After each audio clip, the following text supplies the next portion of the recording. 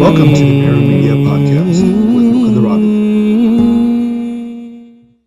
Hi, everyone, and welcome to the Mirror Media Podcast. I'm your host today, Mukunda Raghavan, and we are joined today from an Acharya from the down under, other side of the world from where I am. He is in Australia. He is an expert on Vishishtadvaita, and particularly he belongs to the school of I believe it is Tengale Vishishtadvaita, but he has kind of created a new school, which is kind of taking both Vadagale and Tengale ideas. Yeah, Madhgale, that's right. And we are joined, and this is Acharya Rami Sivan.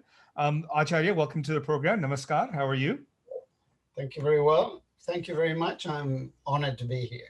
Oh no, we are honored to be here. I've heard so much about you from quite a few people that I had to reach out to you, and I checked out your website, Srimatam, and it's beautiful, full of so much information and scholarly works. Thank you so much for that.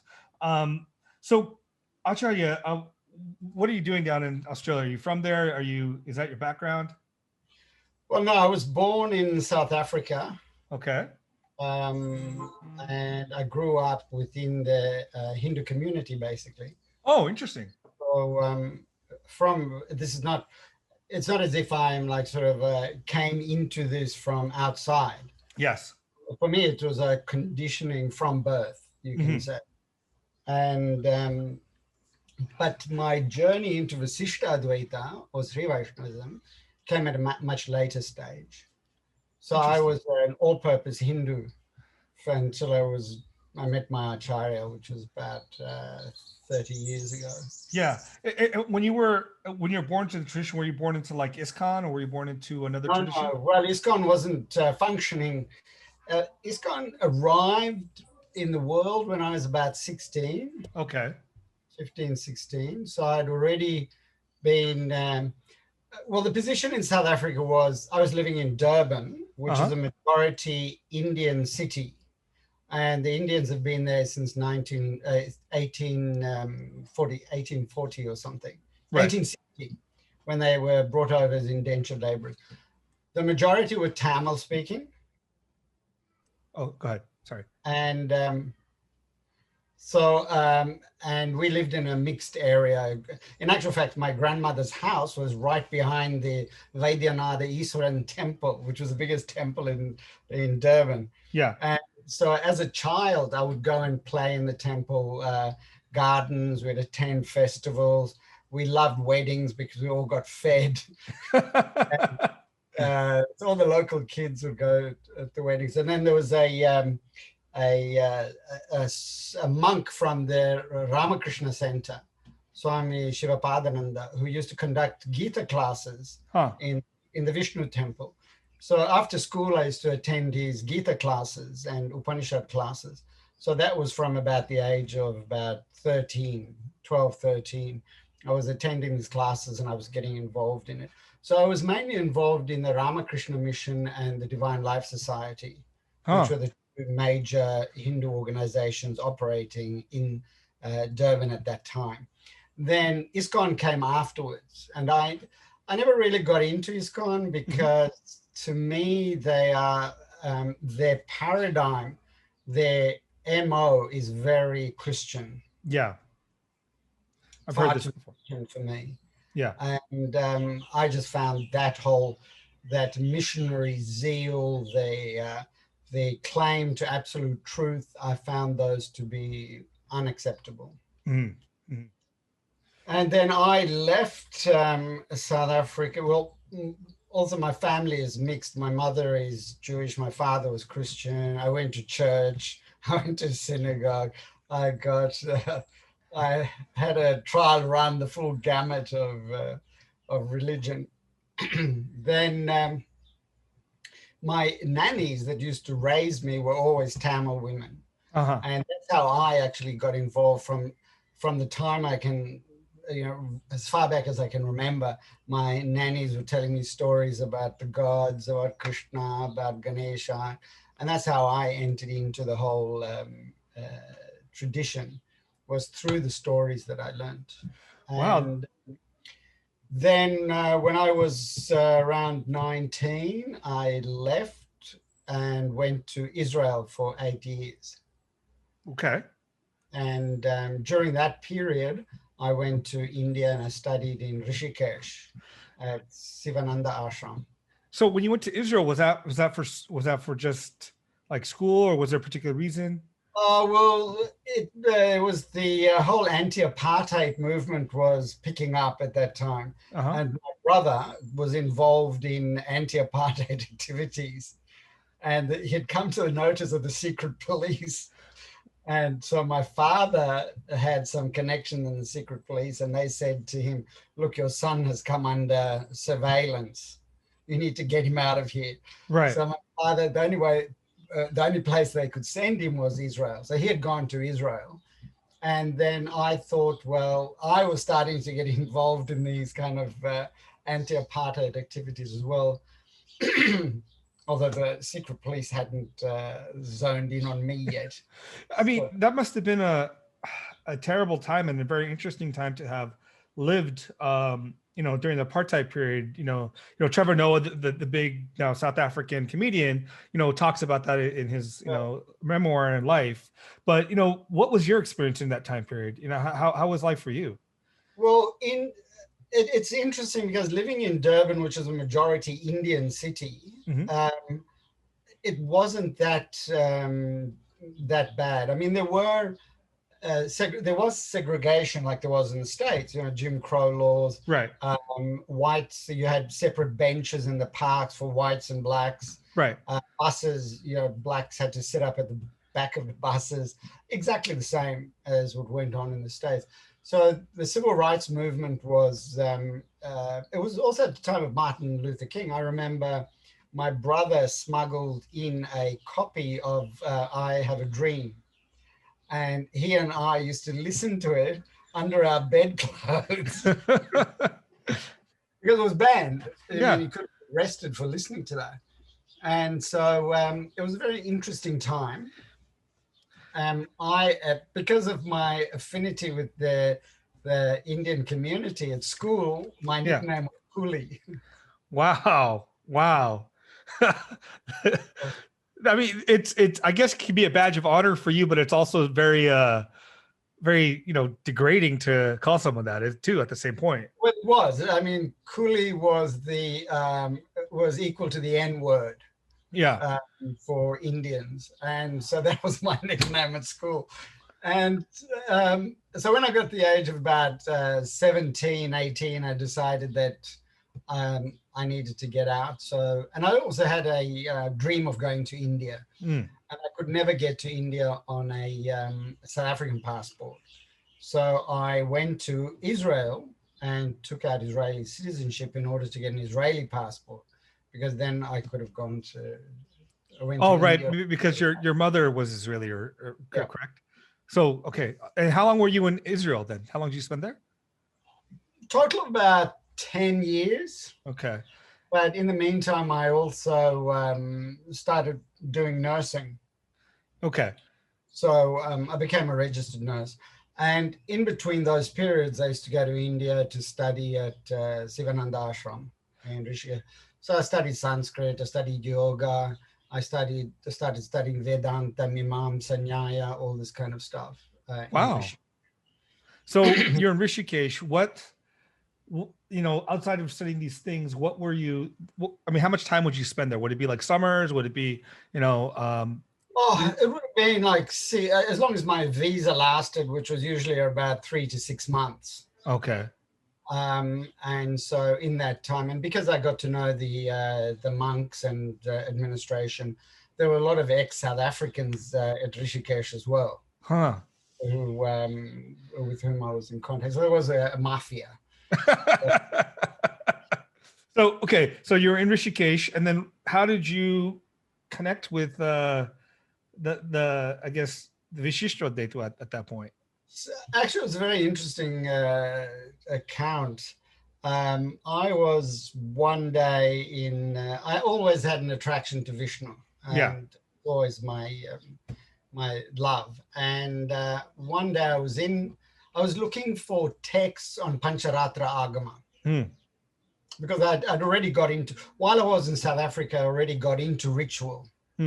So I was studying under an Iyer, Shankara Iyer, who he was appointed to the temple, Vaidyanatha temple. So I started studying ritual under him. So I was already involved in pujas and things like this. And I just wanted to get into Vaishnava Agama, which was my particular interest. So I was in Chennai looking for bookstores that but there were none available. And I was staying at Mylapore at the near the Kapalishwara temple. Yeah, beautiful temple. Absolutely amazing. I was staying at a lodge in front of the temple. So I was coming back to the lodge, and we passed the Sanskrit college. And then I just said to the rickshaw, stop, I need to go in here. Went in, and there was a lady sitting at the desk. I still remember, her name was Mrs. Janaki. And I introduced myself, and I said, look, I'm really passionate about learning about Vaishnava Agama, Pancaratra Agama. Can you give me some direction? So she said, yes, one of our college professors, Mrs. Sita Padmanabhan, she's an expert in Pancaratra Agama. She's retired, but she has written many books on the subject. So maybe you want to go and see her. So she gave me her address. It was at T Nagar. So I went out there and located the dear old lady. And we spent the afternoon chatting and talking about it. And she said, look, if you're happy to learn from me, I will teach you. So why did she say it that way? Is there a reason? Because accepting studying under females, you should know that. Yeah. And especially Sri Vaishnava Sampradaya that is just so kattar in these matters. Right. And so I said, look, I don't care who I learn from. I'm not exactly the qualified student, so I'm happy to learn. So I would go and study Pancaratra Agama with her, and she was an expert, and her husband had been involved in it. She was involved in the Pancaratra Parishodhana Sabha. Yeah. That were going around India looking for old palm leaf texts and manuscripts to preserve because they were all deteriorating and diminishing. So then I associated with her. We had correspondence. Whenever I could, I would go to India and study with her. And this sounds like a Mahabharata epic. Oh no, this is great. I love it. This is where we get to learn more about you and the nitty-gritties of all this. And then by that time I'd migrated to Australia. This is about 35 years ago. And I was living and working here as a nurse. Yeah. And because there were no Indians here at that time. There's absolutely no Indians. There's one shop in Sydney that was run by Indian Jews that sold spices. And all the Indian doctors that were here in the various country towns all used to go to the Indian Jews, Bombay Jews, to buy their spices and their dal and their basmati rice and their ghee and whatnot. And so then gradually the Indian community started growing, and that's how I got involved in doing puja for the local community. There were no priests. But in the meantime, what had happened was 35 years ago. There weren't any computers around at that time, by the way. And I wrote a letter to my teacher, Sita Padmanabhan, and I said, I would like to become initiated. I want to take Pancha Samskara. So she said, oh, mate, you're a whitey. It's not going to happen. And I said, look, you've taught me Pancaratra Agama. Everybody and anybody is entitled to receive Pancha Samskara. I said, and you're plugged into the system. You do the needful. I'm coming to India. That's such an Indian term, right? Do the needful. Do the needful. I just laid it on the ground. I said, this is what you have taught me. You're my teacher. It is your responsibility to organize this Pancha Samskara. I will be coming to India. Yeah. So I arrived in India, and it happened to be during the annual festival of Ramanuja Achari at Sri Perumbudar. Yeah, yeah. Anyway, she introduced me. She took me to Parthasarathi temple and introduced me to Gita Acharya. And Gita Acharya was very straightforward. And he said to me, look, none of the Sri Vaishnava Acharyas will initiate you. He put it on the line. He said, even the Tengalais won't initiate you. You're a whitey.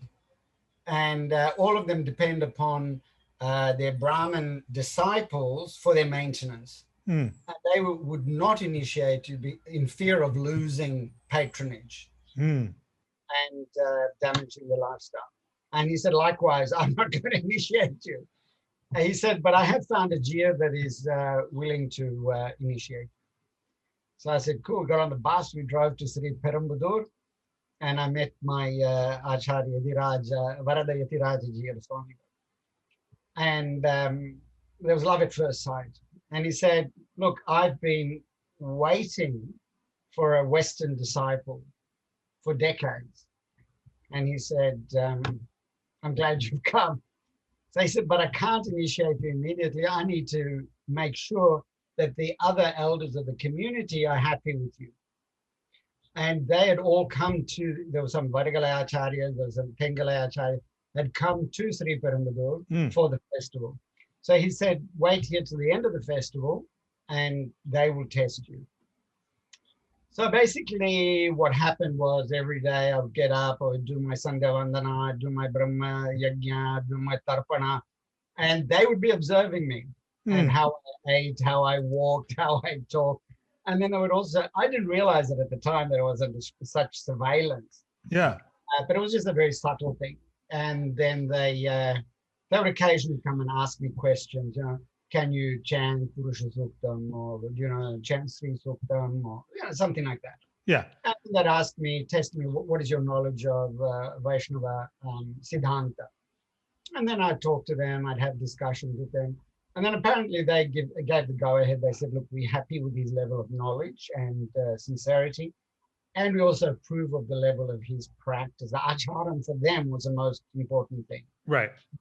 And so he gave me Pancha Samskara, and then I would go back every year to, not every year, but every year, second year, I'd go back. Sure.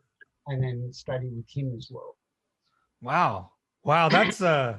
That's amazing. Were you the first Westerner that's been initiated into the Sri Sampradaya? No, there was one. There's actually another Aussie. He's an interesting guy. He belonged to ISKCON, and he's about the same age as I am. And he, Prabhupada sent him to Bangalore to Sri Vaishnava Acharya to study Pancaratra Agama. So he started studying Pancaratra Agama before I did. Huh. And the interesting thing is that he is the first and the only Westerner that I know of that received Chakrabja Mandala Diksha, which is the Diksha that is given to Archakas in the temple. Wow. And so he is actually an Archaka. But is he Archaka in the Pancharatra system or Vaikanasa system here? No, Pancharatra system. Okay. So he was going around the world doing all the pratishta, the kumbhabhishekams for the ISKCON temples. Oh, wow. And I met him in Durban because I was in Durban when he came to do the Pratishtha of the Durban Sri Radhanath temple. And that's when I met him. And we immediately clicked. And I mean, we had so much in common, similar backgrounds. Sure. The same age, similar interests. And we've remained very good friends up until now. Now, he subsequently has gravitated completely towards Sri Vaishnavism.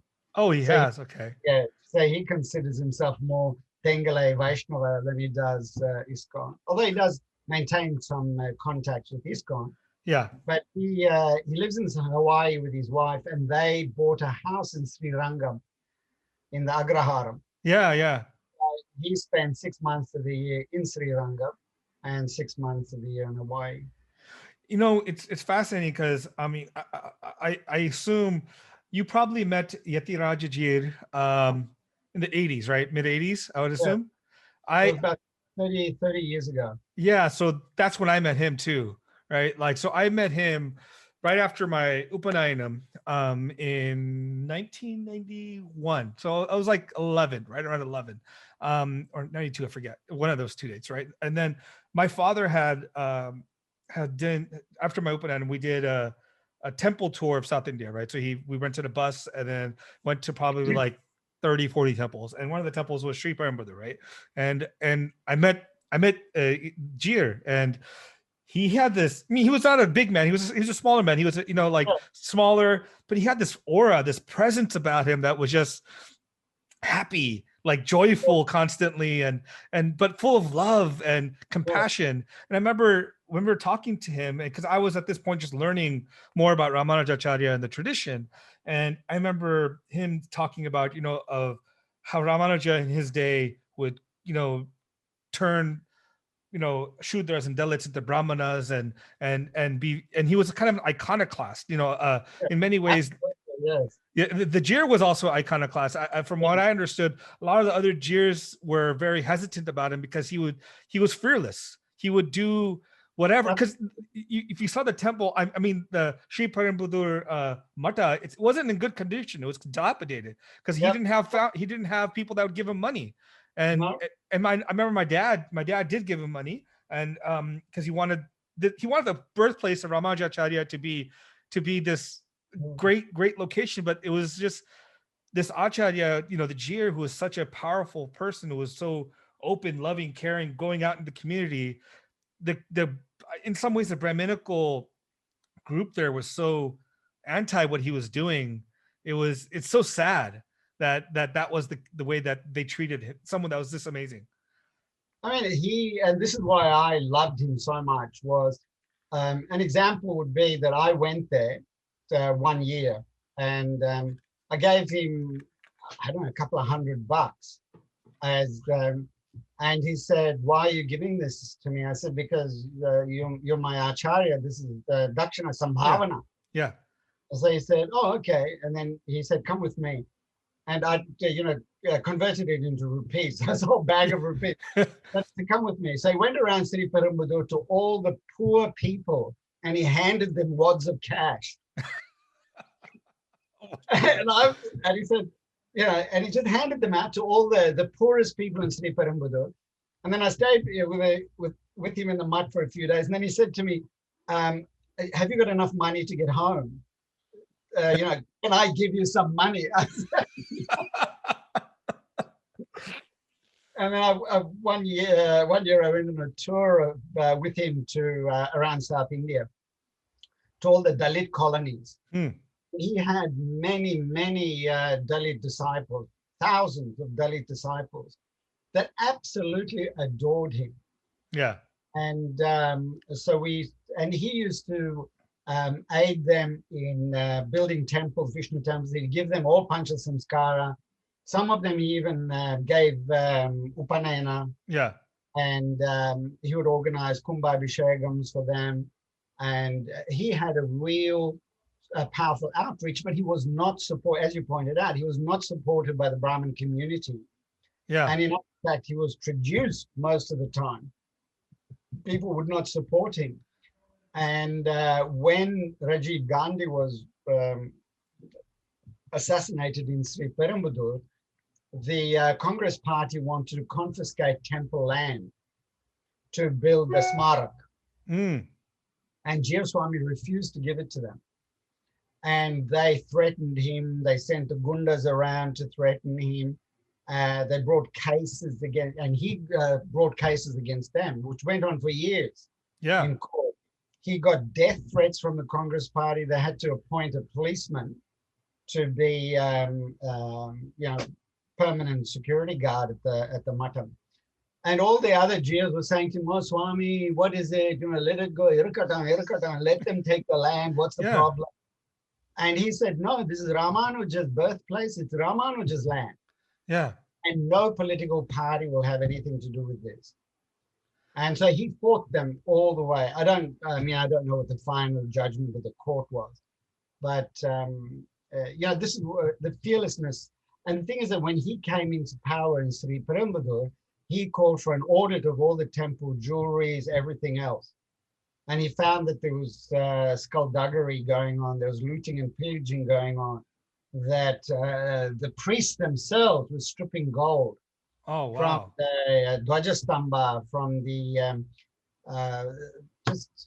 the looting of the temple property was just astonishing. And so he put a stop to that. And that's another reason why the Archakas hated him. Yeah, and I remember he was in the military before he joined. He became a Jeeyar, wasn't he? He was in the Air Force or Army. It was the Air Force. Yeah, I remember seeing his picture. He showed us the picture that he had in the wall where when he was a young Air Force captain. But I was just, my dad still tells me, because I was just captivated by the man, because this is what I thought true Sri Vaishnavism is. Like this, his Catholicism in terms of universality, the way he approached people. He was so. There's nothing like hubris about him, and he's so knowledgeable, so intelligent, and so I don't know. He just struck me as like a Mahanubhava, in many ways. I mean, to me, he was one of the most exceptional sannyasis. He used to sleep on a grass mat with a wooden block for a pillow. Yeah. And it was only after he had a heart attack, and because he was diabetic, he had a lot of problems. So then the doctors insisted that he sleep on a bed. Yeah. But up until then, he would sleep on a grass mat on the floor. And he was absolutely strict in his acharam and his practice. Yeah. But he had many enemies. Yeah, I mean, so like can you talk about like what happened to the Matam afterwards? Is there someone else there now? Is there? Well, the thing is that Yatiraja Jeeyar, he gave me Acharya status. Okay. And he wrote a Brihad Lankaram, which he said he's giving me the right and authority to perform all the Vaidika samskaras, to perform temple consecrations, everything. He gave me this authority. He said, "You are," but I did not choose to take Mandali Diksha because that type of thing obligates you too much, right, to strict practice, which I couldn't guarantee. Right. And he actually said to me, I want to nominate you to be the next Jeeyar." Oh my God, can you imagine that? The controversy that would be? I said, "Swamiji, the high priest of Sri Rangam tried to poison Ramanujacharya. What are you going to do to me?" And he, what was I going to say? I was on the wrong track. No, we're talking about his succession and kind of. So when he passed away a couple of years ago, there is a new Jeeyar there, Govinda Jeeyar, who is ex-CID. Wow. But he's not he's learned in the Divya Prabandham and the Tamil works, but his Sanskrit is not all that good. Yatiraja Jeeyar Swami could actually give a discourse in Sanskrit. Yeah. He was that good in the Sanskrit. But is the Mata now getting more money? Is it growing, or is it? Apparently, Chinna Jeeyar Swami has also now stepped in and has poured some money in. And the last time I did visit there, there were renovations going on for the centennial. Yeah. So there was a lot of stuff that was done for the centennial. But since then, I haven't been back since he passed away. Do you think you would have been given initiation in Vargalai at all, or is that too Acharya? Actually, now a lot of Westerners, in the interim, a lot of ISKCONians have taken Samasharanam in the two, Vargalai and the Tengalai Sampradaya. Yeah. The whole Jeeyar, as far as I know, is doing Panchasamskara for Westerners. So what made you choose Tengalai over Vargalai? Was it just this person was willing to give it to you? Huh? I just fell into it by mistake. So the thing is, with Tengalai and Vargalai, this is why I decided, tongue in cheek, I started the Metkalai. Yeah. Just 1 minute. Sure.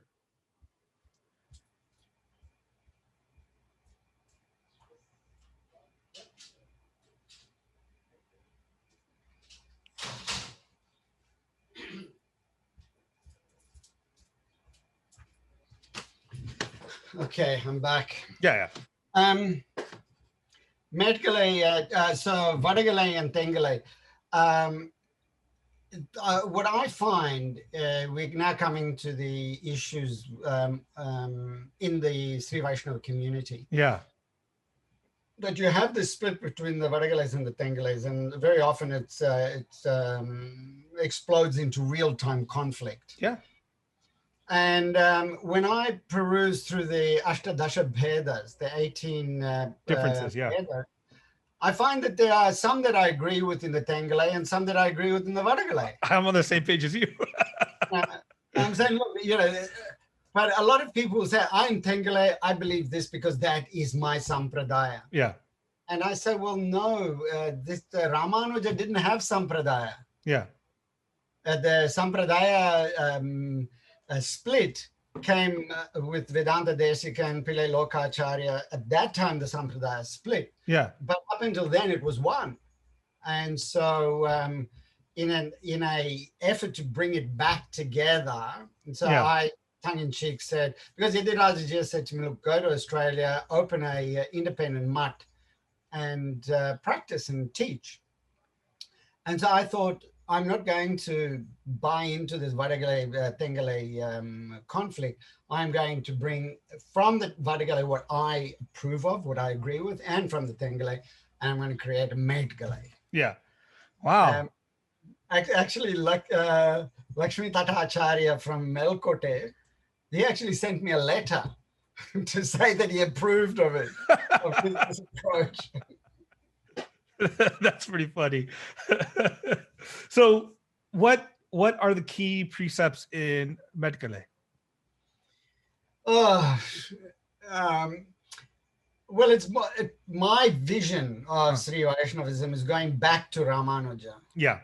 And going away. I am more of a jnani than a bhakta. So in that way, I'm more aligned with the scholarship of the Vargalais. Yeah. The Sanskrit scholarship with a focus on Mimamsa, Nyaya, Tarka, all this kind of stuff. Whereas the Tengalais are more involved in Divya Prabandham. Divya Prabandham, like if I'm preaching or teaching to Westerners, the Divya Prabandham doesn't connect with them. They just cannot get it. And first of all, Tamil is, as you well know, is one of the hardest languages to learn. Sure. Just to pronounce it. I mean, it's just. Yeah. I mean, the Tamil is yoga for the tongue. That's a great way to think about it. And so, teaching. So, and as I say, I'm happy to admit that I don't classify myself as a bhakta. Yeah. I'm more into the intellectual tradition. Yeah. And the actual teaching and doing and practical stuff. So to my mind of reading Ramanuja's Bhasha and the Gita, for example, Ramanuja's big focus was on karma yoga. Yeah. And for him, bhakti yoga wasn't this, sort of emotional outpouring. bhakti yoga for him was meditation. That's right. Constant thinking of, yes. So it was meditation. So Ramanuja differentiated between jnana yoga and bhakti yoga. Both were meditation based. Yeah. Dhyan based. But jnana yoga was more on the abstract, Paramatma, Brahman, whereas the bhakti based meditation was on the rupam of Perumbudar. Yeah. But it was still meditation based. Yes. So he said dhyana is moksha upaya. And then later on you had this idea as, oh, you don't have to have upaya. You can just take some pancha samskara and sit in, at home, watch TV, cricket, eat murku, and, you know. Yeah. You're going to drink non-alcoholic beer and you'll be liberated. No need to drink it. And whereas the Varagala approach was more sadhana, more involved in study, practice, greater emphasis on acharam than there was with the slack Tengalais. Even when I had my Pancha Samskara, Yatiraja Jeeyar said, I want to perform Udagashanti. He said, but I'm not inviting any Tengalai Vadyas. I'm only inviting Vadagalai Vadyas because they do it properly. So when my Udagashanti was done, it was all Vadagalai Vadyas. So basically from well, to tell you the truth, it didn't take off as a movement. I did initiate quite a few ex-ISKCONians, but over the years, it's kind of, people are not, I don't know. I found that in America, people are more, Westerners I'm talking about, are more dedicated to study and practice than Australians. So I was involved in, I used to fly to America, to San Francisco every year for about 5 years to run a puja course in Berkeley at a yoga institute called Yoga Mandala. Okay. And so I had quite a number of students that studied puja and ritual under me. And they were very, very keen students that arrived with their notebooks, that ask questions, that memorize stuff. Whereas Aussies kind of, whatever, roll up, they with their sandwiches or their hamburgers, they lie around eating, and they're not really into study as much as Americans are. Yeah, yeah. So, and the young expat Indians are not really interested either. No. And neither do their parents direct them into this kind of learning. No, they just want their kids to go to the temple when you have to, and then come back home and then live your life, right? There's no sadhana. Absolutely nothing to do with sadhana. And things have changed since Chinnajia Swami started coming to Australia. So he's got a whole bunch of disciples. Yeah. But again, there's politics. They don't invite me. There's a lot of stuff that's social dynamics that's going on in the background. But basically my idea would be to get back to the sadhana, back to the academic, metaphysics of sampradaya, to focus more on meditation. Yoga is a very important part of it. So it's Ashtanga Yoga of Patanjali, involved with meditation, pranayama, all that kind of stuff. And plus the Sampradaya teachings, with a focus on social service. See, this is the key to it, that there is a principle of Tadya Aradhana. What is Tadya Aradhana? You invite some fat Vaishnavas and you feed them, make them even fatter. You give them sambar and puliyodara and, you make them happy. That is Tadya Aradhana. But Yatiraja Jeeyar's understanding and my understanding is Tadya means that which belongs to Perumal. Yeah. Those that belong to him. Who belong to him? Everyone. Yes. So Tadya Aradhana means the worship of those that belong to Sriman Narayana, which is all the poor, disenfranchised, marginalized, street people, all of those. Those are the ones you should be feeding and performing aradhana, which literally means, honor, worship too. Yes. Not fat Sri Vaishnava Brahmins. Yes. So that is, and being a nurse and involved in hospital work, all my life I've worked serving the sick.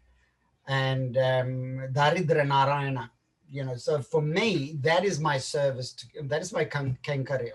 Yeah, Is yeah. going to the hospital, serving the sick, and visualizing them that I'm serving Sri Rama Narayana in the person of these sick and ailing people. That's beautiful. I mean, it's so similar to how, we belong to a Varada tradition, but my father, that's how he kind of raised us. He'd always say Manava Seva, Madhava Seva, Nara Seva, Narayana Seva, serve people, help people around you, whoever is suffering and pain and struggling, never treat people differently, give them respect because they're amshas of Narayana themselves in front of you, right? So this is how I was raised, but it's so funny, like how people get caught up in some ways in this sense of I am Brahman, I am Acharya, I have to do Acharya. That's the only thing it means to be Sri Vaishnava. Chant Divya Prabandhams at times, do your Sandhya Vandanam, and then you're good to be and then do your your Bharanyasam, and then you're then you're good. And for me, like, this is I don't want to talk ill, but I don't like the concept like Bharanyasam in the way that we do it today, which is we just give over your Bara to Bhagavan and you don't do nothing, and you just kind of like live your life, right? This to me is the antithesis of what I think Ramanuja wanted. The Buddha is supposed to be your ego. You give up your ego. You give up your burden of your ego, and you still act for the benefit of the world constantly. And the thing is that Ramanuja focused on what is called sadhana saptaka. Sadhana saptaka is the program of spiritual development, which is study, the principles, application, cultivating the qualities of the intellectual qualities as well as the moral qualities. And I didn't see any of this happening. I can remember the Velkudi, who was not very fond of me. Because I questioned him once, went to one of his lectures when he was here, and I said to him that in the Gita, Bhasha, Ramanuja talks about dhyana as moksha upaya. Why are you not teaching dhyana? And so his reply was, everybody knows how to do dhyana. I said, no, they don't. Dhyana is a technique that you've got to learn on the way to sit, the way to breathe, the visualizations. This is all taught in Pancaratra Agama. 100%, yes. Oh, this is, I love that you said that, because there's so much, I just feel like, I had Dushyant Sridharan, who was a great guy. I loved him. Fantastic. But I'm also worried a large part of our tradition has been, or the tradition of Ramanuja and the Vedic tradition, and even the Divya Prabandha tradition has been so wrapped up in overly bhakti and overly Sharanagati praparti, where the requirements of intellectual rigor, of requirements of hard work, of doing it's so funny to me, because I feel like Krishna lays out all these steps in the Gita, and he does say, if you can't do this, do this. If you can't do this, do this. But the first thing everyone does is go to the last one. They don't even try jnana. They don't try karma. They don't try bhakti. Just Sharanagati is just the easiest way. And I feel like that's such a cop out for so many people. Vedanta Desikan said, you cannot give up what you do not have. Yeah. It's like saying, I'm giving up, Bezos's wealth. Yeah. So he said, before you can do Sharanagati, you have to do karma yoga. You have to do bhakti yoga. You have to do karma yoga. And then once you have practiced all those, the final stage is Sharanagati. Right. So it's, Sharanagati should be the culmination of your study and your practice. Right. It shouldn't be the cop-out. And the cop-out is also the moral values. Where are the moral values? Like, look, I have my own failings. I do like a beer, not an alcoholic. I have my own issues. I have my own vasanas and sometimes work out.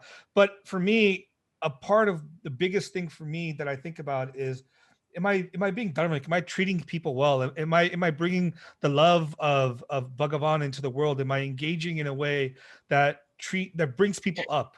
That to me is more important. But I find that lacking so much in our community, in Sri Vaishnavism, as we talk about it. Well, the thing is that I just had one of my students, one of my best students, who I'm teaching Vaidikam too. Yeah. And he's from a Sri Vaishnava family. Yeah. And he told me the other day that he was listening to a discourse by some Vaishnava acharyas, and they were saying that you should never drink milk from a cow called Parvati, because the milk from the Parvati cow will be more tamasic. So the cow couldn't be called Mary, couldn't be called Fatima, but it should not be called Parvati. I mean, this is the type of discussions these people are getting into. And there was a famous story about in Varada Swami temple about that elephant Keshavan, that they were arguing about what Namam. The Namam, yeah.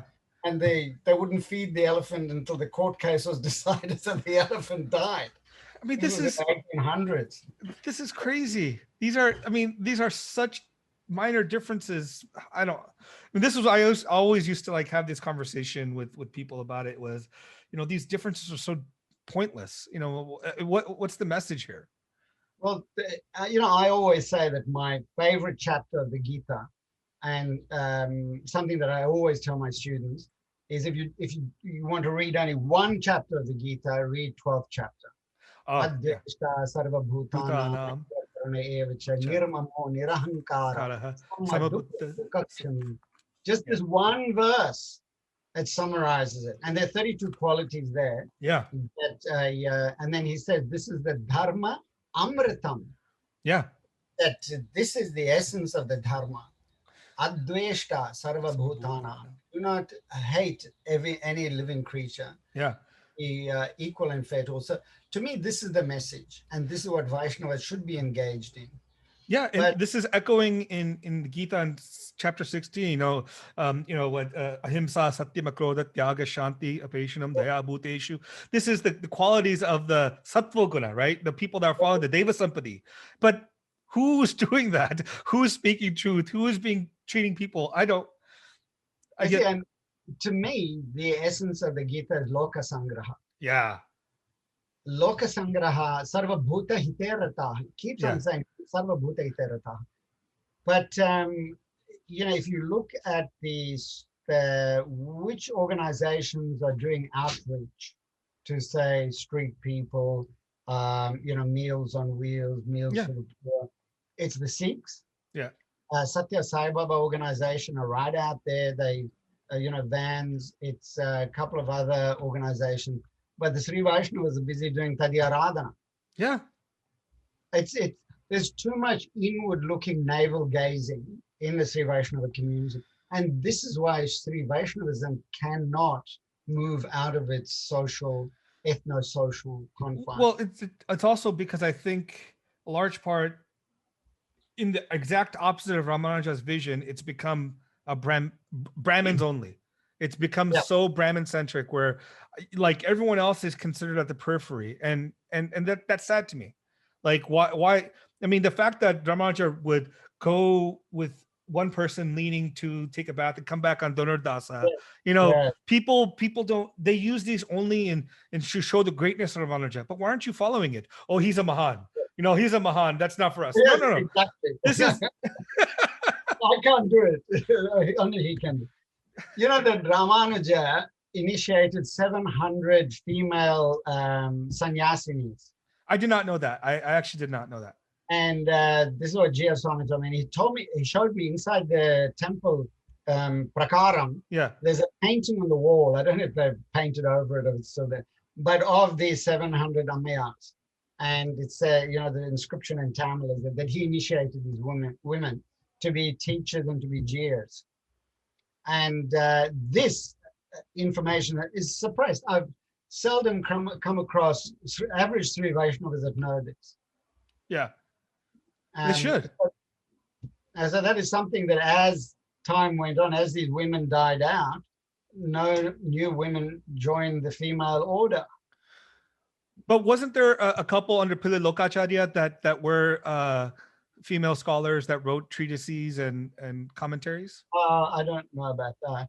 But I know that today, for example, in Mysore, there is a I can't remember what her name is. She's a Sanskrit teacher. She's a Bengali Sanskrit teacher who teaches Yoga Sutras of Patanjali, and she's brilliant. I've met her. Her name slipped my mind at the moment. But she has become an Acharya in her own right. Yeah. Because of Patabi Joyce, Ashtanga Yoga, thousands and thousands of Westerns have been going to Mysore to study. Yeah. And a lot of them have gravitated towards her to study Yoga Sutras and things like that. That's brilliant. But even when you think about B.K. Iyengar, they say he had one of the biggest followings of yoga in the world. He's one of the most renowned yoga teachers, but he never pushed Sampradaya stuff. No. His Yoga Sutras on Patanjali, his commentary is very Vaishnava commentary, but he himself never promoted Sri Vaishnavism, never encouraged people to take Samasharanam or anything like that. No, I don't know much about him outside of, the yoga stuff. And I was, when I was young, I'm sure you've heard of SMS Chadi. Yeah. So he used to stay with us and lived in San Diego with his kids. And so he would come and I would learn Vishishtadvaita, Sri Vaishnavas from him. So he taught me a few mantras and stuff like that. But he was related to BKS, and he would talk about BKS Iyengar's, yoga focus, but he was the one focusing on the tradition. You see, the thing is that what I found, and the thing is that I have a different perspective because I came into Hinduism through Divine Life Society and through the Ramakrishna Center and the works of Swami Vivekananda. So they had already had an outreach to Westerners. Yeah. And were already, had gone beyond that caste consciousness. They had already started integrating women. There were women sannyasinis. They'd broken down all those barriers. Right. And it was much easier to transport Advaita Vedanta to the West. And even in India, it's much easier to take Advaita Vedanta and spread it around than it is Sri Vaishnavism, which is still, as you pointed out, still very Brahmin-centric. Even though technically speaking, the Tengalais at least will initiate everyone. But it doesn't mean to say, they very often initiate them as Nambis. Yeah. Or Satadar Sri Vaishnavas, which means they're like, there's actually a two-tier here. Right. There's the Dvija Vaishnava, then the Satadar Vaishnava. And they kind of, and Pillai Lokacharya said, the worst thing you can ever ask a Vaishnava is what his caste is. Right. It's like inquiring into his mother's genitals. Right. That's exactly the words he said. Never ever ask a Vaishnava what your caste is. So theoretically, under Ramanuja's ages, their caste should not be an issue. Right. And yet I have found in my own personal experience that I have attained greater recognition amongst non-Sri Vaishnavas than among Sri Vaishnavas themselves. Right. I think there's this, with Sri Vaishnavas, it's very interesting to me just because I love the tradition. I'm in love with Ramanuja's entire, I think Sri Bhasha is a magnificent text of intellectual giant. It to me is like there's too much emphasis people place on him being a mystic, him being a bhakta, not enough emphasis placed on his genius of his ability to just his way he thinks about things. It's just phenomenal.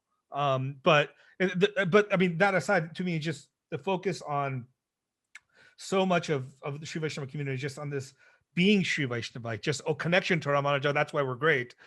And I don't care for that. I don't care. Self-congratulation. Yeah.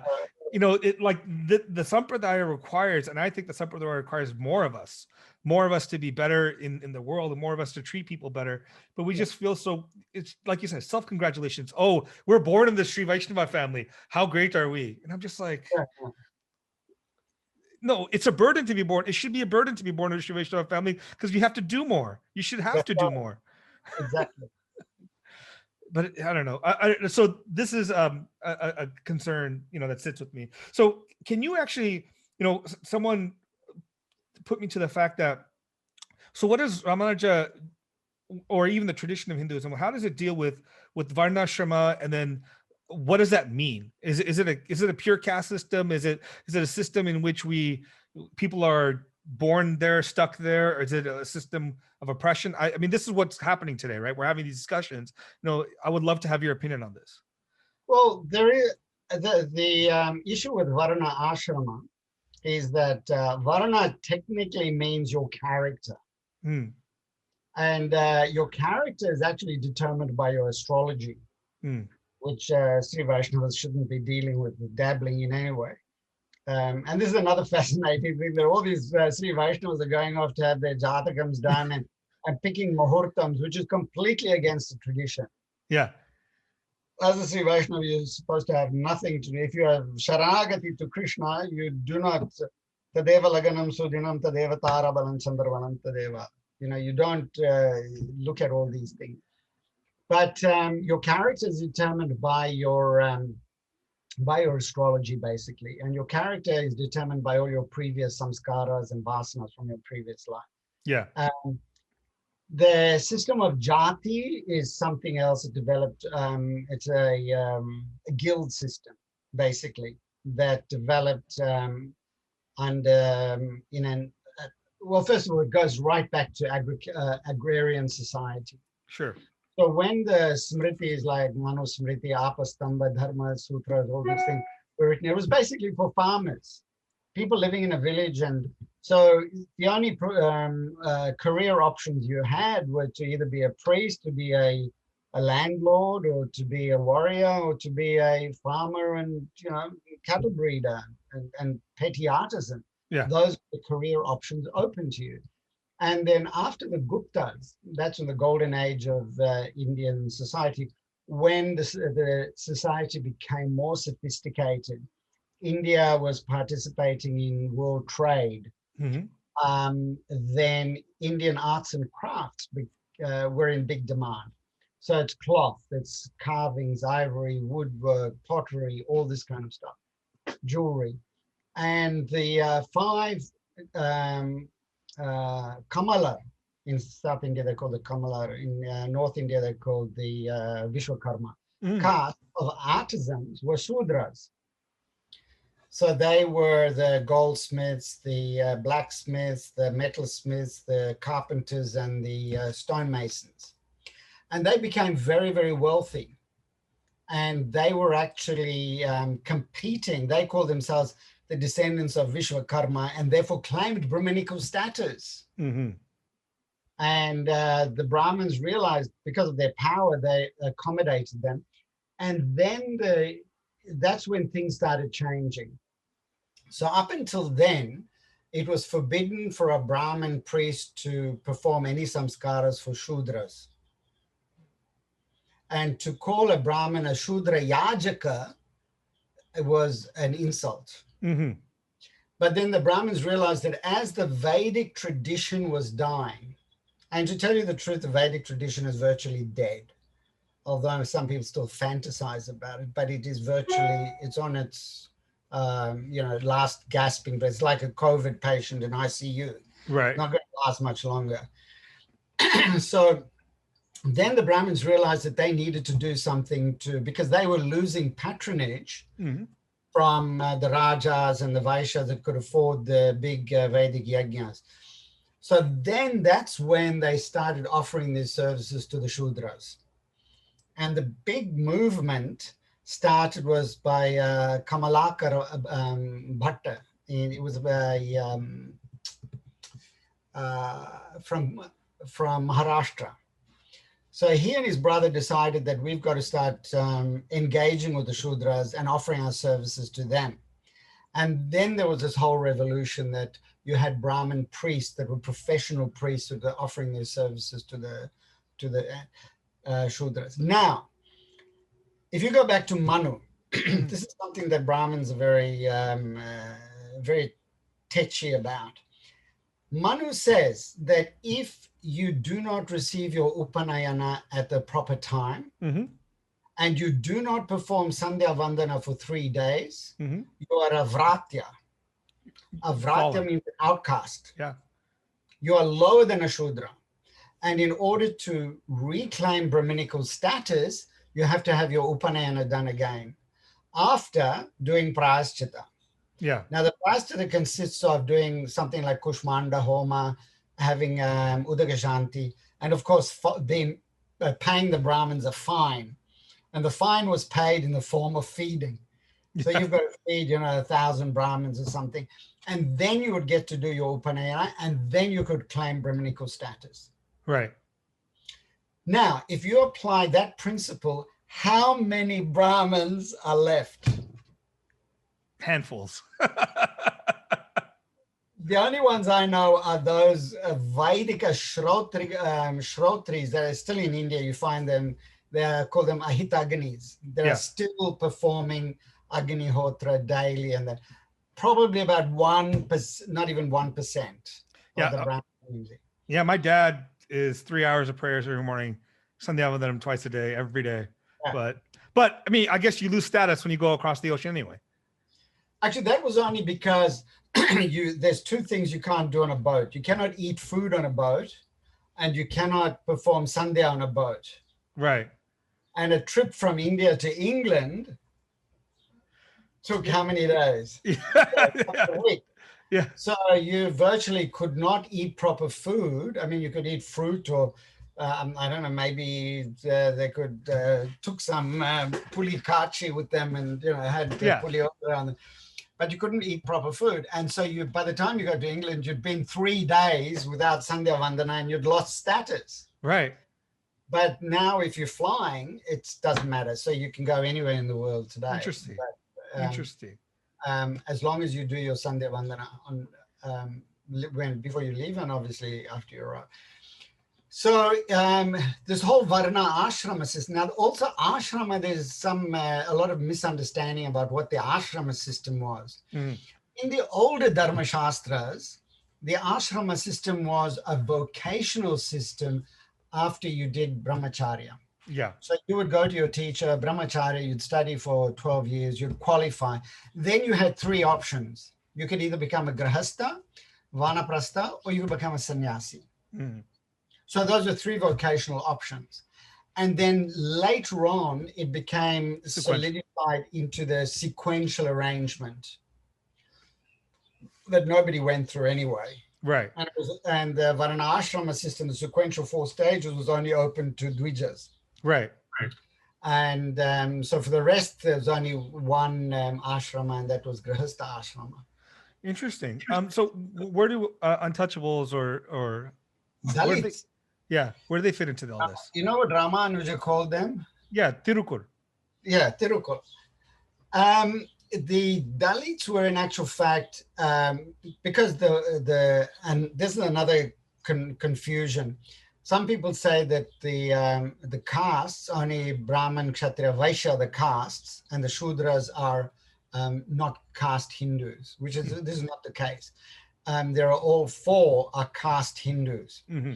Now coming back to the Kshatriyas and Vaishyas, after the Mughals took over India, the Kshatriyas lost their income, so they took to trade.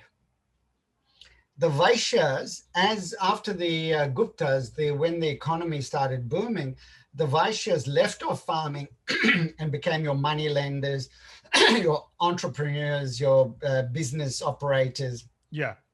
And the Shudras were elevated from farm laborers to landowners, to artisans, as I mentioned before.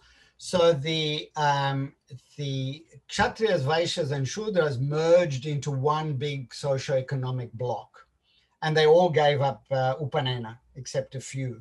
Yeah. But so they merged into one big socioeconomic block. Now the Panchamas, which is what the Dalits were originally called, were those on the lower end of the scale that were outcasts, all the Vratyas that had been outcast, and tribals, just a miscellaneous others. Yeah. Didn't fit into the structure, yeah. The 4 tier system. So they were allocated jobs like, scavenging, butchering, tanning, cobblers, sure, all this kind of stuff. And because of the nature of their work, they were in the village system, they were outcasted outside the village. So that's how they gained their untouchable status. Yeah. Now, technically speaking, as long as you are doing a job, you could be said to be an untouchable if you were engaged in, dirty work. But now once you gave up that work and you started doing farming or something, then obviously you lose that untouchable status. But now it's like, if you look at English names, you've got names like Cook. Yeah. What do you think they used to do? Cook. Yeah. Smith. Yeah, blacksmith, leathersmith, whatever. Fletcher, arrow makers. Yeah. Cooper, barrel makers. So all of these are caste names as well. Yeah. But once the economical system had changed and everybody started doing everything, so these names just simply remained as names. But I think this is where your point is well taken. I mean, that's what it was traditionally, but I think with the British, it became codified. You just became this. Well, now the other thing, that's an interesting point. The Jati system was a very loose system based on exchange of goods and services. Now, the restrictions were in marriage and co-dining. Yes. So you only ate with certain people and you only intermarried with certain people. But the rest of the time, exchange of goods and services went on unabated, and everybody flourished. Right. And then, so the problem now comes to marriage. People started saying, oh, well, we can't marry this person no matter what they do, because they're originally from a certain caste. And this is where the iniquity sets in, and the inequality and the injustice. Yeah. It's excluding people simply because of their name and not because of what they actually do. So this is how that kind of system became distorted, for want of a better word. Right. But I mean, we find some of this even in the Mahabharata too, right? Like when Vishwamitra has conversations with Chandala with the meat, or Tulabara and Kaushika and the woman that, who he gets angry at, looks up and he kills the bird, but then she recognizes that later. You're good, you know your stuff. Oh, so, Mahabharata is my lifeblood. See, Dharma Vyada. This is one thing. Another thing that I pointed out to Sri Vaishnava Brahmins that I love poking. Poke the bear. Yeah. Pillai Lokacharya in Sri Vachana Bhushana mentions Dharma Vyada. Yeah. And he said Dharma Vyada was one of the greatest mystics, and that Brahmins and rishis used to line up at his door to clarify points of dharma. And Dharma Vyada was a butcher. Yeah. Right. So on my website, I've actually published the Dharma Vyada Gita. That's right. Okay, which a lot of people are very upset about. But Pillai Lokacharya get upset. That's in the text. That's correct. But you see, people don't like it because they have been sold this vision. There's another important point I'll come back to. This vision, which is a fantasy vision, of what Hinduism is all about. So Dharma Vyada was a butcher, and he was one of the most enlightened men of his time. And the Brahmin went to study, went to learn from Dharma Vyada. Yeah. And they have this conversation about meat eating. So this Brahmin said, look, this is a very inappropriate profession for you to be engaging in. And then they have this conversation. And this is where the beauty of the Mahabharata is in the samvadas. Yeah. Like Vishwamitra's Chandala Samvada. Yeah. It's a treasure. It's a gem. Sulabha and Janaka. Deconstruction of gender. Yeah. I mean, this is amazing stuff, that I just love the Samvadas. I've actually got a booklet on my website on a couple of the Samvadas that I've chosen. And so, because this is where the wisdom comes in, the wisdom of Hinduism is that you have a protagonist from each side, and then they have a discussion, and you're listening into that debate, and the conclusion is Open. Yeah. That's what That's why I love Mahabharata. I can read it 1,000 times. Every time I just come away. Sometimes you come away weeping at the beauty of the wisdom that, like Sulabha's conversation with Janaka. When I read it, I'm like, this is a man who in every text, Janaka, every text is of Raja Rishi, Nora Brahman, and he still has his ego, his sense of his embodiedness. And then there's this woman, Sulabha, who comes beautifully, just says, you think you're a Nora Brahman, but you still judge me on my appearance. Amazing. It's a beautiful deconstruction of gender. And this is, thousands of years ago. Yeah. And it comes back to the Gita. One of the favorite statements in the Gita, it's sarvam vimrashayate chasita thakuru.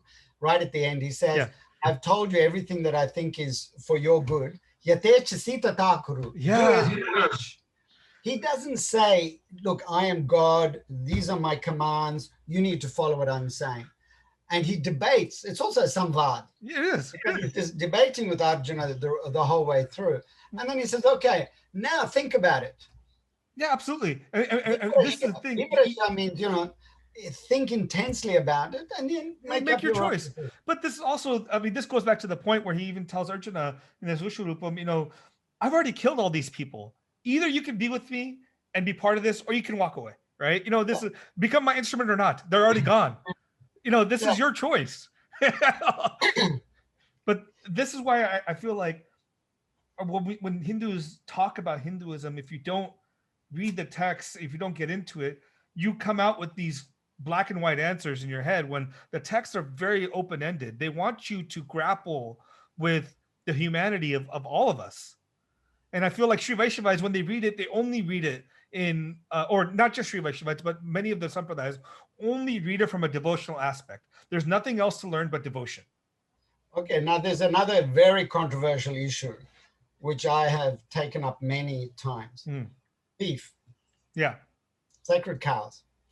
Apastamba says that beef can be eaten. Yeah. And my student that I was telling you about, Abhishek, I've taught him to be controversial. Yeah. And so some of the Sri Vaishnava community came to him and said, we'd love to, we're all Apastamba Sutra, you do Abhivadya Bhargava Chavana Avmana Aurva, yeah. Apastamba Sutra. Apastamba Sutra, Yaju Shakya, yeah. Yeah. Have you ever studied Apastamba Sutra? So they said, you know what? We want to study Apastamba. Yeah. So he came to me and he said, what do you think? I said, teach them. So, they came to the section on meat eating. Yeah. And Apastamba says you can eat iguana, you can eat rabbits, you can eat this. And he's giving him all the meat that can be eaten. And these Sri Vaishnavas are freaking out. Yeah. There's the old Brahmins. And I said, oh my God. And then he said, you can eat beef. And, they totally freaked out. And, it just spun them out. And, I've written articles and I've given all the quotes from the Dharmashastra. Even in weddings today. Yeah. When the groom arrives, you say, Mahavishnu Swarupaya Varaya Idam Te Asanam. So you sit him down. Yeah. And wash his feet.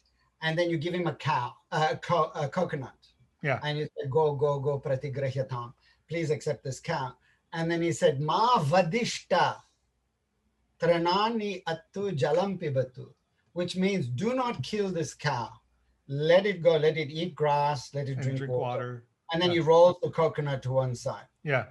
Now, if you ask anyone why they're doing that, they wouldn't have a clue.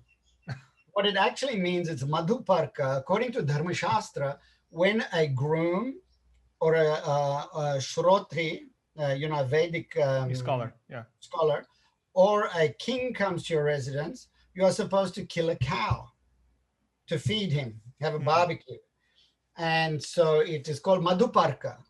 So madhuparka means you've got to wash his feet, you've got to offer him a cow, and then he can say, yeah, okay, we'll have beef or we won't have beef. But this is in all the Dharma Shastras.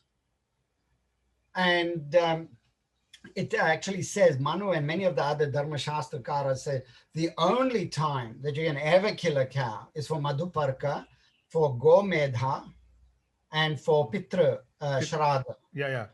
And all the recipes, the menus that are given in Dharma Shastra for shraddha includes beef and rhinoceros. Yeah. And so, this is, but people are freaked out by this. I know. I just got into a big discussion with people essentializing Hinduism, saying you have to, if you eat beef, you're not a Hindu. And I was like, there's so much in our text that talk about beef eating. I'm like, I don't eat it, but it doesn't mean I don't eat it. Yeah, but that doesn't mean that the texts don't talk about.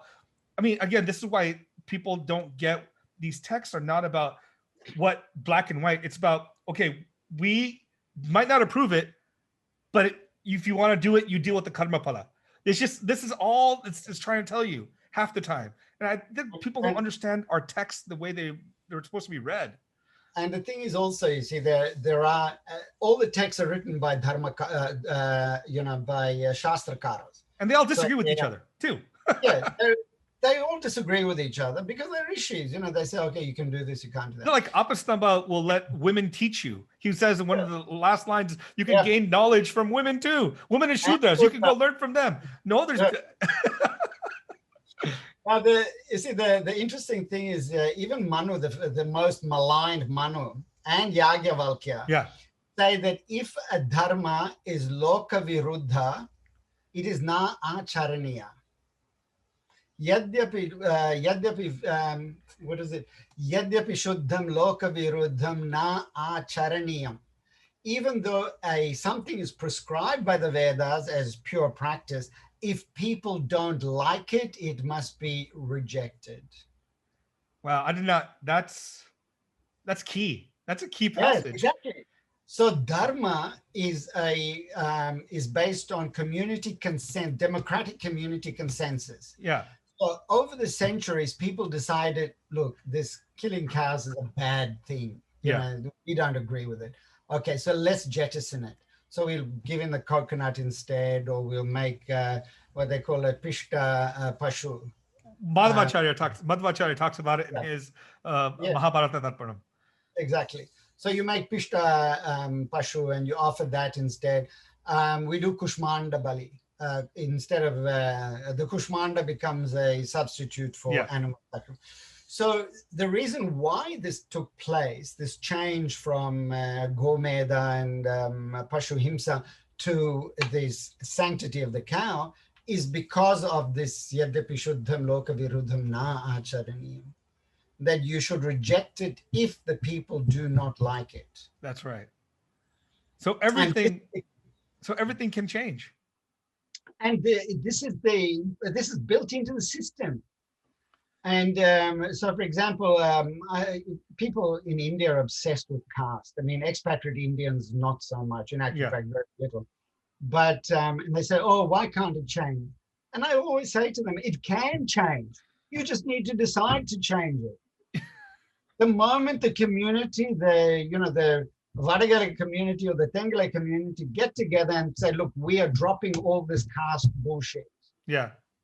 It ends on that day. That's right.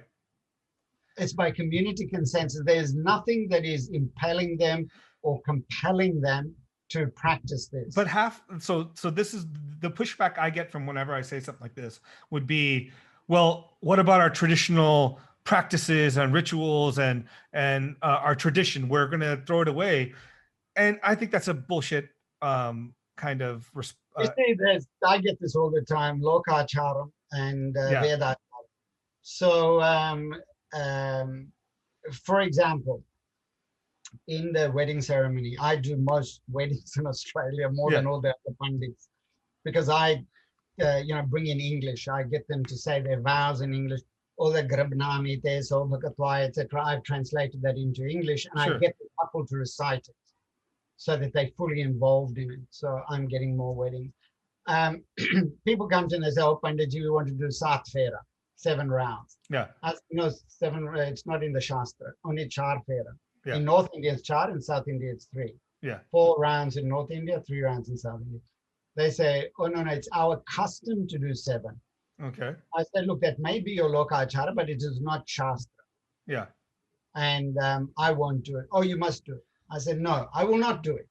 That is your family custom. What I will do is I will do the 4 rounds then I will make an announcement that according to Shastra, we have done 4 rounds.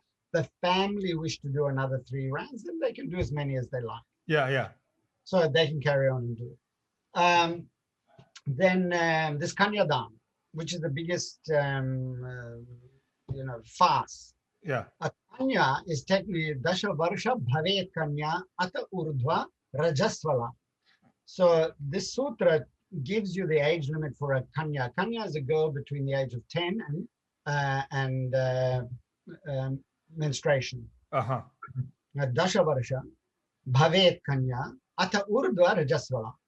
So there are no marriage between the age of 10 and 12 is illegal. And most of the marriages we're doing, the girls are in their 20s, early 30s. And their parents still want to do Kanyadaana. So I refuse to do it. I say, no, first of all, the bride is not a commodity of her parents to be given away. Mm-hmm. That's one thing. And also a Kanyadaana, technically speaking, is illegal. It's against the law. I could be arrested for doing this.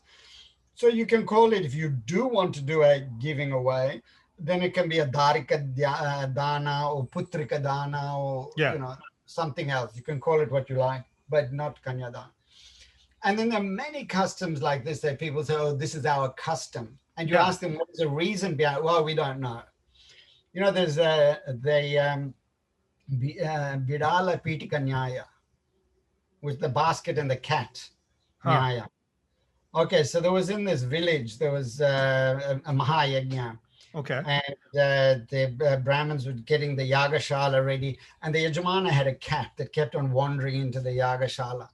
So the Vadyas, one of the Vadyas took the cat and put it in a Pitika basket, covered it with a basket. And they carried on. Some Vadyas from another village came there, and they're watching this yagya, and they say, oh, what's that in the basket? Oh, it's a cat. Oh, this must be some secret stuff that's going on in this. So after the yagya was finished, they went back to their village, and the next year they decided to do a similar yagya. They said, but we have to put the cat in the basket.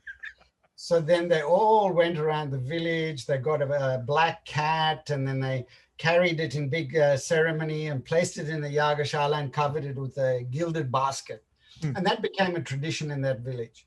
So every year when they did this yaga, they would have the cat in the basket. That's funny. And nobody knew where it came from, how, but they have to do the cat in the basket.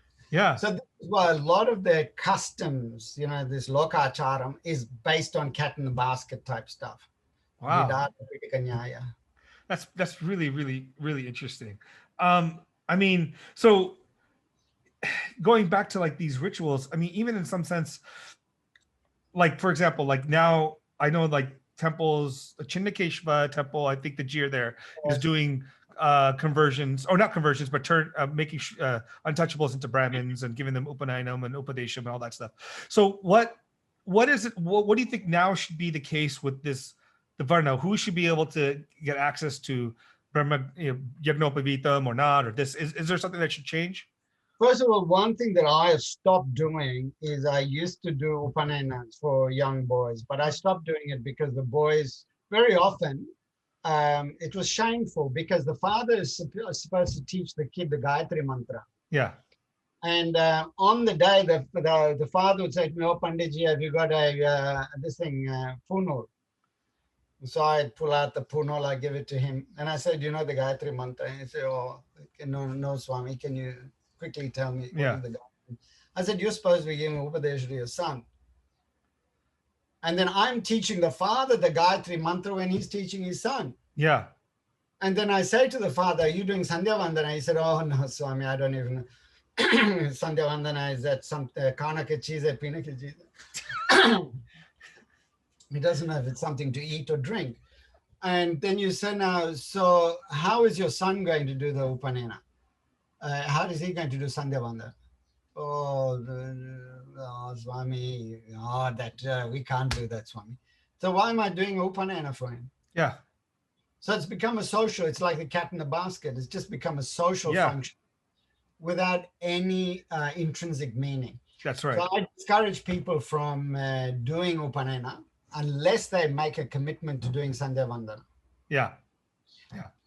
That's the one thing. Then when it comes to initiating people as into a sampradaya, diksha, you can give to anybody. That's not a problem.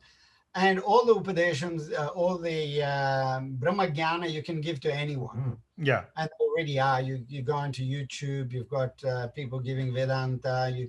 And even in Madras, in Chennai, there is in Mylapore, there is, what's a Krishna,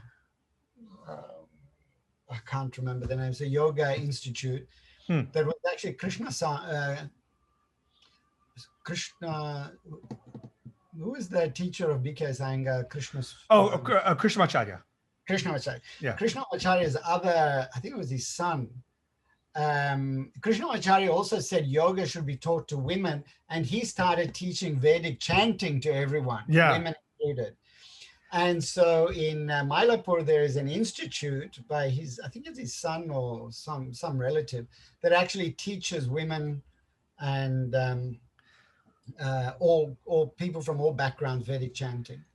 Well, I always find funny when people tell women not to do Vedic chanting because the vibrations will affect your body. That's what I mean. Yeah, this is a pseudoscience that is coming out, and it really irritates me because there are 27 rishikas in the Rig Veda. 27 rishikas have given suktas. So if they have given suktas, why can't women study them and repeat them? I know. This is and also you have like Yajnavalkya who taught his wife. Yeah, Maitreyi and what I forget their name now. Yeah. I forget her. Maitreyi and his other wife. Forget her. As bad as me. This is a cognitive. I mean, everyone knows he argued with Gargi, but there's other wife. I'll come to me. Katyayani. Yeah, you're right. Yeah, that's right. So he gave them Brahmopadesha, and in Gautama Smriti it mentioned women getting Upanayana. Yes, I think the Ramayana at some point mentioned it. It's been a while. Yes. Hanuman comes to looking for Sita and he finds this beautiful river and this ghat, and he said, Sita will definitely come here to do a Sandhya Vandana. Yes. And I'll wait for her. That's right. And Kaushalya actually does Homa on her own. So when Rama goes to meet Kaushalya, she's busy doing Homa. So, you have this precedent for women doing this stuff. In Pune, there is actually an institute that's teaching women Purohits now. That's amazing. That's amazing. Yeah. And apparently the women Purohits are more in favor than the males. Yeah. So I know we're getting an hour and a half. I just want to take a little bit more of your time. I know if I can, just a couple more questions. I think one is, maybe another conversation, because I love Pancaratra, but I think a lot of people don't understand what it is, because I think it's a beautiful system of Agama and Tantra.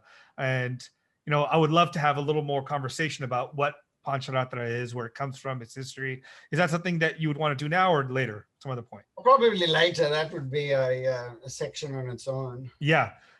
So we'll set something up for that. Then I guess the other question would be is, today we're having a lot of conversations about the nature of Buddhism and Hinduism too, right? In terms of how Buddhist is a reformer, comes in and changing. He brought change to the Vedic system and put it under threat.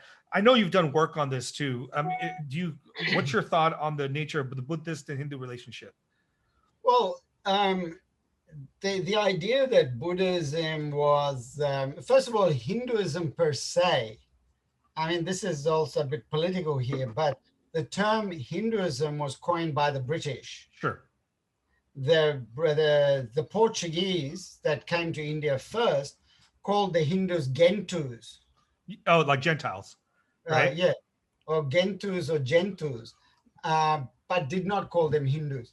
The British then coined the term Hinduism, and Buddhism also is an artificial term of Western scholarship. To me, the real situation is that there were the 6 schools, the Shat Darshanas, and the Jaina Darshana, and the Shramanas. There were various schools. We're all in the same intellectual academic milieu. And from the same source, we had the different schools emerging. So it wasn't that that Buddhism emerged from Hinduism.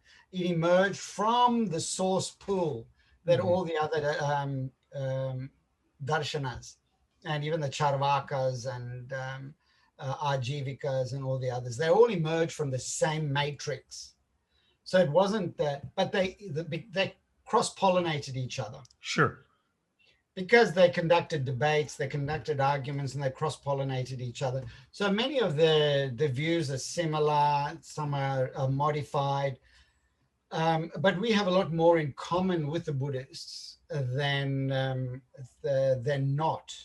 Now, what happened is that the Puranic literature, because India became mostly Buddhist at one stage, India was like 70% Buddhist. And all the Chinese, when you read the accounts of the Chinese travelers, they talk about the vast monasteries that were existing in India, and they speak about the prevalence, or manifestation of Buddhism everywhere. Now the problem is that Buddhism doesn't have anything for the layman. Yeah. It's a monastic-based system. So the function of the layman is just to support the monks. So the monks started becoming landlords. There was a lot of corruption coming into the Buddhist Sangha at the time. And the people would always go to the Brahmins for the performance of their wedding ceremonies, funeral ceremonies, and all the rest that people love doing. Yeah. And so there was this cross-pollination going on all the time. And then finally, Shankaracharya and Ramanujacharya didn't really debate the Buddhists as such. I don't think there's any record of him actually debating them, but Shankaracharya did. And he defeated many of them. But the demise of Buddhism in India was more due to the Islamic invasion. I mean, I thought for a large part it was also due to the Mimamsa school of people like Kumarila Bhatta, Prabhakara. They were able to defeat the Buddhists on a lot of the points on logic and language, right? You had a flip back. The Nyaya school was very much influenced by Dignaga, who was one of the great Buddhist logicians. And so they, again, Dignaga fed back into the system. Nagarjuna was a Telugu Brahmin. Yeah, that's right. That he became one of the great theoreticians of the Madhyamika school. Right. So, and the thing is that when you look, interesting that I've pointed out to people that the majority of the Buddhist philosophers were Brahmins. Yeah. Well, that's also because I think like Buddhism, like you said, was primarily a Shramana school for renunciates, but it also was very casteist in the sense of it thought itself of being the refuge for Brahmins and Kshatriyas. Like the next Maitreya is supposed to be from a Brahmin family. It's very much focused on the upper two castes, not the rest. Absolutely. I mean, yes, the Buddha did, one of his disciples, one of his intimate disciples was Upali, who was a barber. Yeah. And there was a couple of Kshatriyas, but the rest were all Brahmins. So Buddhism was actually elitist, but it did not exclude the Shudras. No, that's right. So teaching was given to the Shudras, and the Shudras were included. They could also take vows, become monks if they wanted to. So it was more open. It was less caste rigorous than the traditional Brahminical system. And so I think there's a lot in common. I mean, the differentiation that people are making is more political than it is actual, in substance. And even going on about Atma, Anatma, it's these are, really petty discussions. Right, because ultimately when they talk about the Tathagata, it's very similar to Brahman in many ways. The thing is that the question to ask when they say, "Oh, there is no self," of course, Atma can be used as self, me, I get myself, or it can be the self as the essence, the essential nature. They say, "Oh, well, I've searched my entire body and mind. I've not found a self." And then you say, "Well, who's doing the looking?" Yeah. As long as there is an I and my, then there is self. Right. Like Ramana Maharishi, when he finally got his samadhi, he stopped teaching because there was nobody to teach. As Ramanuja said, if you have realized Kaivalya, then who are you going to teach? If you think that you're the same as everybody else, we're all one. It's like teaching to an image in a mirror. So as long as you have got I, my, and process of didactic process of teaching, you are still Atmavadi. Also, the Buddha gave 30 synonyms for nirvana. Now, so nirvana is not a nihilistic state, it's a positive state. Yeah. So the question is, who experiences nirvana? That's important. Yeah. So these are questions that are not adequately answered by the Buddhists. Right. And also to say that Astika Nastika, that division, Astika Nastika is not based on belief in God. It's believed in Asti. Asti means, is there an afterlife? Yeah. So Nastika was technically speaking Charvaka. They were the materialists that said there is no afterlife, there is no karma, there's no reincarnation. Now, the Buddhists and Jains believe in an afterlife. Yeah. They believe that there is a reincarnation. They believe in karma. So they are all Astikas. But why are they grouped as Nastikas then? They're political. And even the incorporation of Buddha as an avatar of Vishnu was a political expedient. And that was in the Puranas. Also, the Puranas get really nasty about the Buddhists. Yeah. Because the Puranas are all written, like after Buddhism, most of the Puranas, and they kept on being written throughout the Middle Ages. Sure. Even the Srimad Bhagavatam was written very late. It's about after Ramanuja, they say. Right. They say Bhagavatam was written because Ramanuja never mentions Bhagavatam. Yeah, he only quotes majority Vishnu Puranam. Vishnu Puranam, correct. And so many scholars believe that it was written after Ramanuja. But the Puranas start getting really dirty on Buddhism and talk about killing Buddhists and killing Jains and all this kind of stuff. But the older, like Agama, if you look at Pancaratra Agama, the older Agamas don't mention Buddha as a incarnation of Vishnu at all because they're all pre-Buddhist. Yeah, yeah. So they mention Balarama as the incarnation. Not Buddha. Interesting, because the Pancaratra tradition goes back to the Mahabharata, right? It stems from the Narayana section of the Shanti Parva. So, but to me, I feel like, we could get into this at another point because I feel like you also have stuff to do too. So, I want to thank you for your time. It's been an hour and a half. Do you have anything else that you want to say to anyone that's listening that's interested in? I need to know what they want to know. There's a saying in Sanskrit, "Naprachataha kasachit bruyat." Yes. Do not say anything without being asked. That's right. That's right. No, but thank you for your time, Acharya.